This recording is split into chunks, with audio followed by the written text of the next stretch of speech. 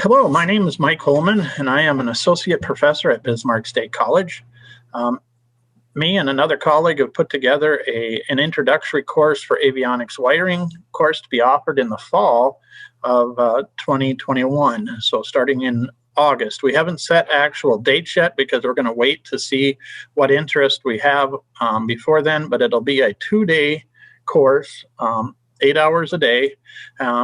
Probably start on a Thursday and Friday, maybe even go on a Friday and Saturday, depending on the demand. So in my syllabus that you're seeing here, you can see that it says May 1 to May 2, that we were trying to do it for this semester, but it's too late now to get it into our course syllabi or course offerings for the spring semester. So we'll be doing it in the fall on 2021. So again, it will be a 16-hour course or 1 credit of college credit. It will be basically to cover aircraft wiring and installation. So when we look at the syllabus here, you can see that it will be a hands-on course with preparation. The tools that will be needed are going to be provided to students. All connectors, everything will be provided, so there's nothing really to buy. We will have textbooks available as well, and you can either have them to purchase or to use, depending on what your request would be as a student. So when we look at what we will have for competencies of what we need to do, I'm going to scroll to the bottom of our syllabus here. So what will the course outline or cover? Basically, foundation knowledge needed to properly identify tools and use to build cables and various connectors, and use of pedostatic test sets and safety procedures. So the course involves hands-on projects that will be graded by myself or Bob Arso, our other instructor. There are no prerequisites and there are no co-requisites, meaning you don't have to sign up for additional courses, and you didn't have to have had a course before this. So 1 hour semester is what it's called. Students will successfully completing this course will demonstrate an ability to identify types of wire and cable, identify types of connectors, install connectors on wires and cables, coax, install antenna connectors, measure transmitter power output.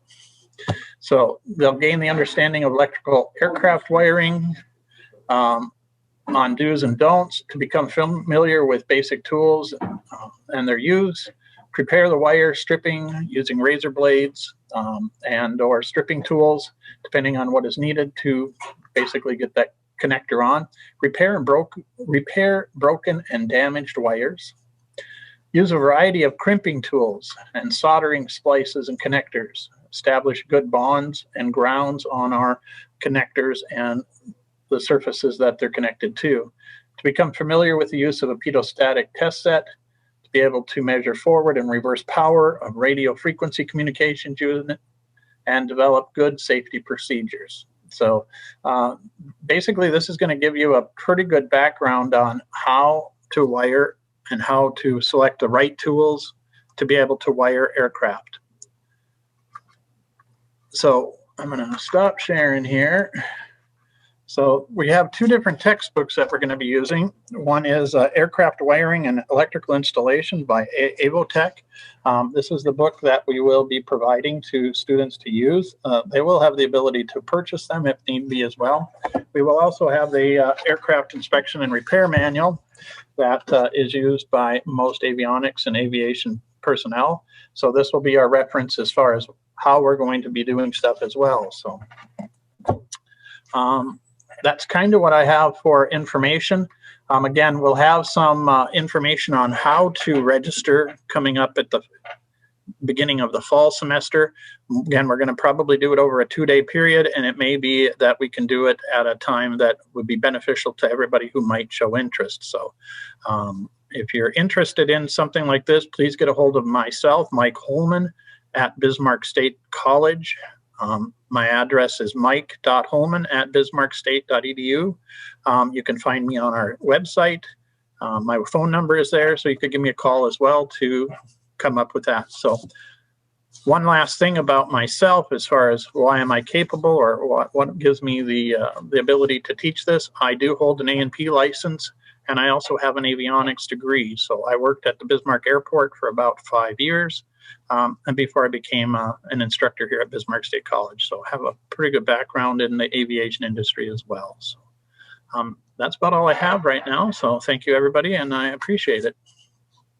Hi, my name is Greg Klein, and I'm the Aviation Department Supervisor here at Lake Area Technical College in Watertown, South Dakota. I want to thank the North Dakota Aviation Association for inviting us to be a part of your Fly North Dakota Conference.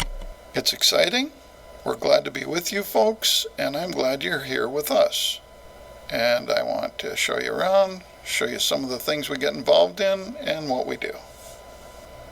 You might want to hold on to your hats during parts of this tour anyway, because I think you might guess when we get there that we had some serious input from some students on exactly how to shoot this production.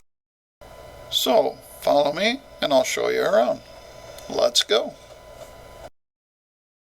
So if you were here in person, we'd probably start the tour when you walk in the door. We'll look at some things on our Wall of Fame, stuff that we're proud of and that we do here. The first pictures you saw were of aircraft from the 20s and 30s.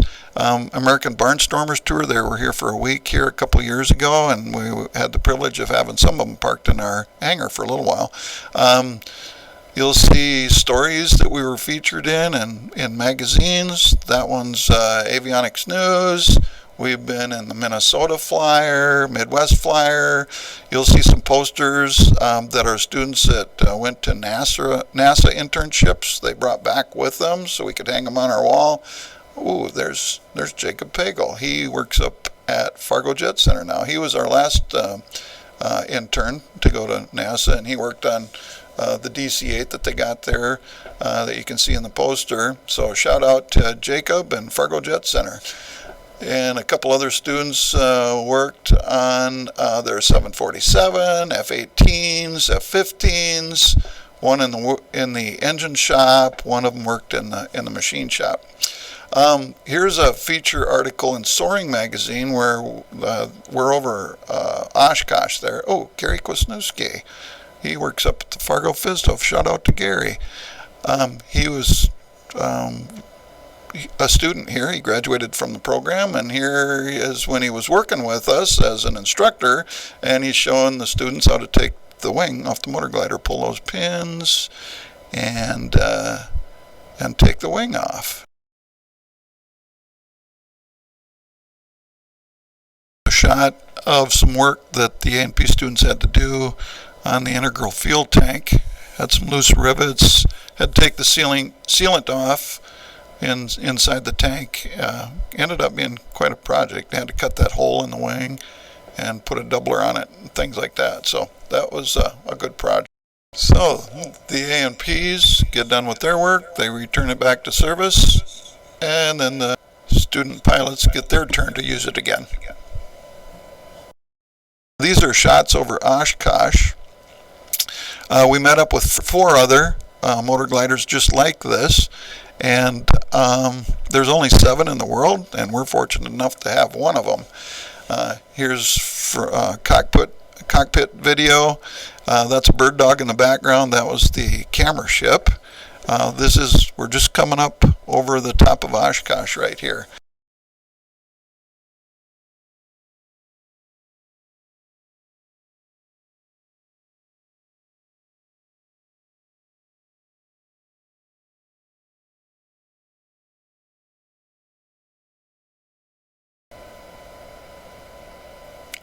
So here comes another picture off our Wall of Fame. What? They're going to jump out of an airplane? We've had skydiving days here. Why anybody would want to do that, I don't know. They talked me into it 3 times. And the interesting thing about that is one gal that was here from Clark, South Dakota, that jumped out of an airplane, and she'd never been in an airplane before. So taken off in an airplane, but she's never landed in an airplane. I love Fargo Air Museum. A little known fact about that. Did you folks know that we built all the ribs for the Wright Flyer replica that is hanging in the Fargo Air Museum? Here are some before and after pictures of a big project what we undertook, this 172. You can see it was in pretty tough shape, and we're pretty proud of the end result, and it's got a 210 horse engine, so we get to use that for glider tow, which the pilot students use for building time.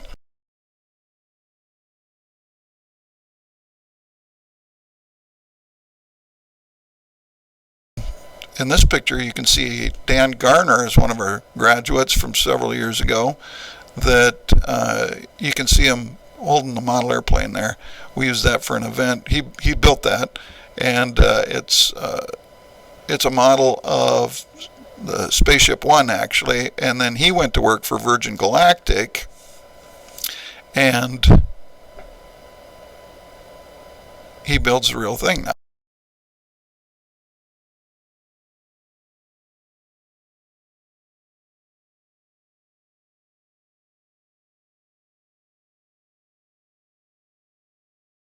This is the part where I mentioned at the beginning of this video, you might want to hold on to your hat. So we're taking a whirlwind tour around the hangar. There's a CFM 56, you'll see that. You can see a 1956 Cessna 172 that we've completely restored, and the student pilots use that. We've got a twin Comanche that we use for multi-engine training. The Learjet, that Learjet was stuck down in Arkansas, and the owner decided to just donate it to the school as one of the engines had a serious malfunction while he was in Arkansas. The other instructor, Tony Wigman, took 10 students down there, and in 1 week they had it apart, loaded it up on trucks, and they brought it back and reassembled it. If you look at the tip tank when we go by here, you'll see a stripe around the front of the tip tank about a third of the way back. That's where the students took the rivets out and separated the nose cone from the rest of the tank so that we could get it down the road so it wasn't over width. It got reassembled back at the school here. We used it as an aircraft recovery project. We simulated that. It isn't going to fly again, but one of the engines is still operable, so we can taxi it around. All the systems work. We put it back together the way it would have been put back together if it was going to get flown. In conclusion, we're a 2-year program for both A&P and for pilots. So 2-year A&P program, 2-year pilot program, and here are the course listings for those. LakeAreaTech.edu. Click the academics button, and that'll take you to the aviation page. Again, thanks to the North Dakota Aviation Association for inviting us to your Fly North Dakota virtual conference. I also want to extend a special thank you to John Simmers at Bismarck Aero. Have a good day. Good morning. My name is Zach Nicklin. I am the program manager for all the unmanned aircraft systems programs at Northland Community and Technical College. I also teach a little bit on the aviation maintenance technology side, just a few of the general classes, but I'm going to tell you a little bit about Northland's programs today. So first of all, we've got our A&P curriculum. This is our aviation maintenance technology program. We're running at about 83.5 credits for the diploma here. We hit everything that you need in order to be able to test for your A&P ticket. We've also got 2 DMEs on site. So you can do all your testing on site along with the written tests. So we're set up to be kind of self-contained there. You don't have to go anywhere else to take your tests or anything. It's about a 2-year program is what it runs into. And we've actually been running an aviation maintenance technology program since 1959. So we've been doing this just a little while. We've had really, really great results. And frankly, we've got employers out there who look for our students. And further, we get more calls than we have students to fill positions. So there's always of getting a job. There's really no question of not being able to at this point. I think we've been running at about 100% hiring rate out of the school for quite some time, at least for the 9 years that I've been there. It's been up there. So. But all around the local area, everywhere from, North Dakota through Minnesota through Wisconsin, kind of down to the Iowa area is really where most of our employers are at. That being said, there's obviously opportunities if you want to go somewhere else. So your A&P ticket is good nationwide there. Basic pay, and this right here is for Minnesota and kind of eastern North Dakota, and it was pulled a couple years back. The pay ranges or the pay data is usually just a little bit behind where we're at. So you can see here that a starting A&P technician, anywhere from $16.50 an hour to $21.90 or so. But as you go up the pay scale, and if you move into, say, your larger aircraft or your commercial aviation, you're looking at between $29 and almost $44 an hour, which is really great pay. And again, if you're staying in the area of Minnesota and eastern North Dakota, that's a really great pay scale to be in. So here's a picture of our hangar. We've got just a little bit of everything out there. So our students get a chance to work on all the equipment that's out there. Everything from little sport planes all the way up to, we have a Detroit Pistons DC-9 in there. So the students really get a range of experience on a range of different aircraft and really set them up whether they want to go into general aviation, corporate aviation, or even commercial aviation.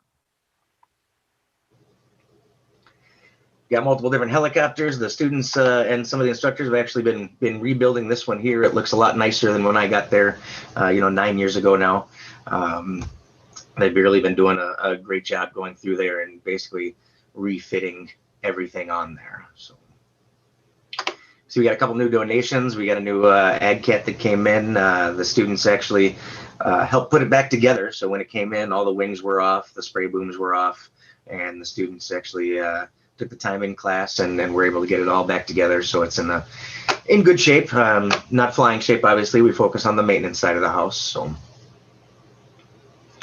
So one of the things that makes Northland really unique is we've got an unmanned aircraft systems program. And you'll hear about other colleges that have drone programs, but really they're focused just on small UAS. And then small UAS, I'm talking, under 55 pounds, like the quadcopters and the DJI Phantoms, things like that you may have or your friends may have. Northland actually has a program that is dedicated to that you can come and you can learn about small UAS and how it all works and get your remote pilot certificate and everything. But we also have something that nobody else really in the country has. And we've been running this program since about 2010. We've got our large unmanned aerial systems program. This focuses on the maintenance side of the house of large unmanned aircraft. So it's 28 credits, but it's on top of the A&P. So you've got to actually go through and get your A&P license as a part of this in order to graduate from this program. But one of the things that we do is we run our A&P program in traditional semesters.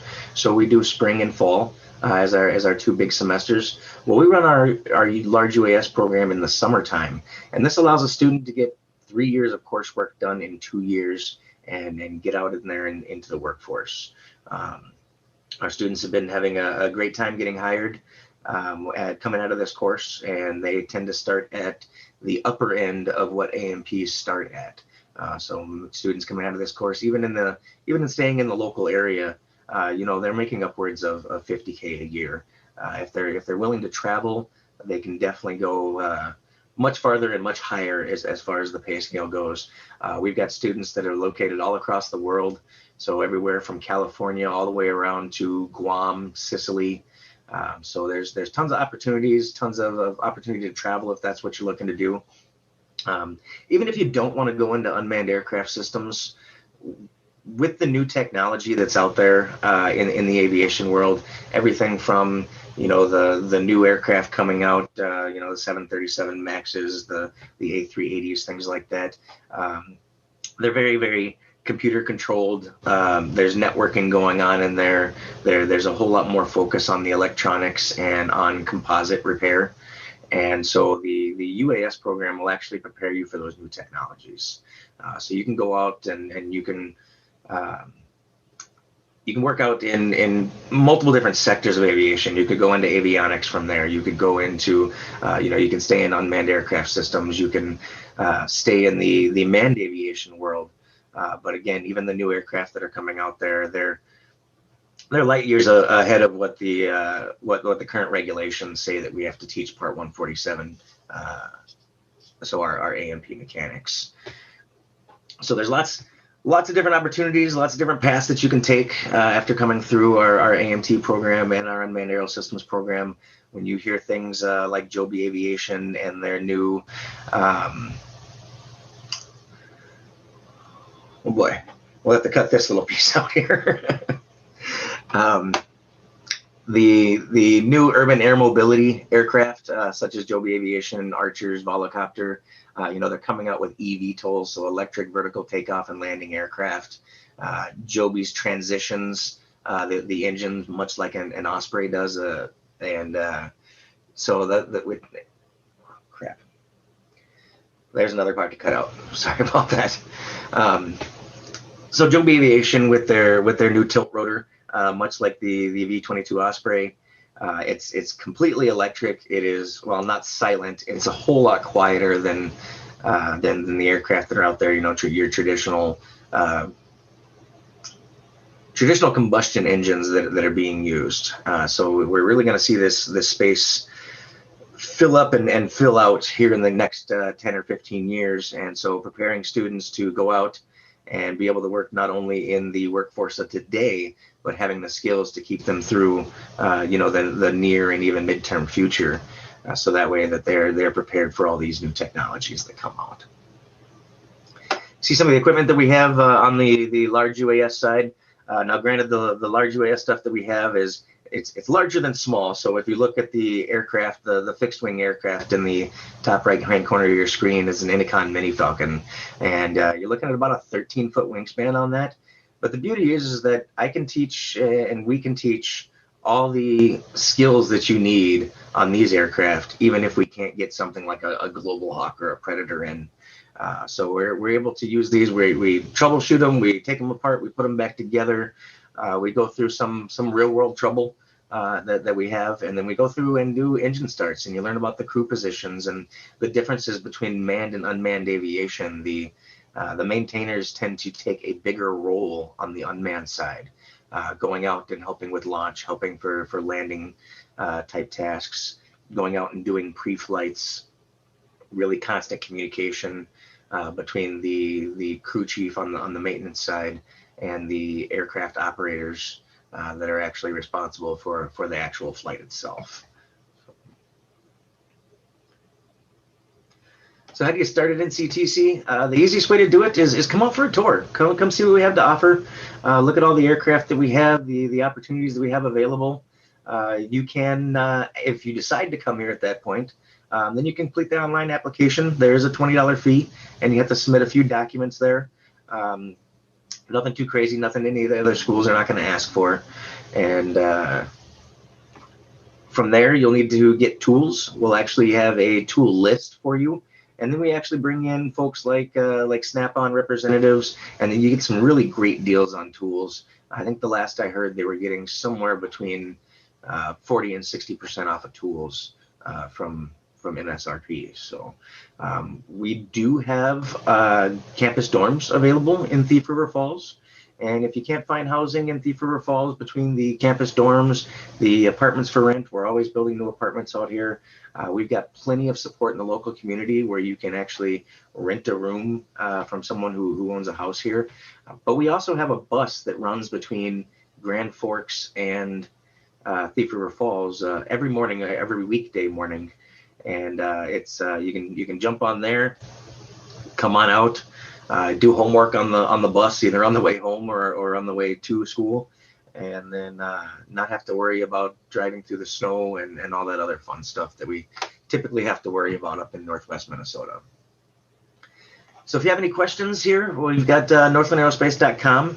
That'll bring you out to our website where you can kind of check out some of the programs. We also have our advisor, Lynn McGlynn, and you can see your email there up on the screen. Lynn is absolutely wonderful and will help you through the entire registration process and make sure that you're set up for success. You can see a picture of our campus here. We're actually located on the Thief River Falls Airport. So if you were to look a little bit to the left, you would actually see the airport terminal itself. So it's really great. We're right there, located on a taxiway. When we open up our big hangar doors, you see the runways and everything out there. So it's really a great time. So yeah, that's Northland Community and Technical College, and we're located again in Thief River Falls, Minnesota. Please give us a call, shoot us an email, and come out and see us, and kind of make your decision from there.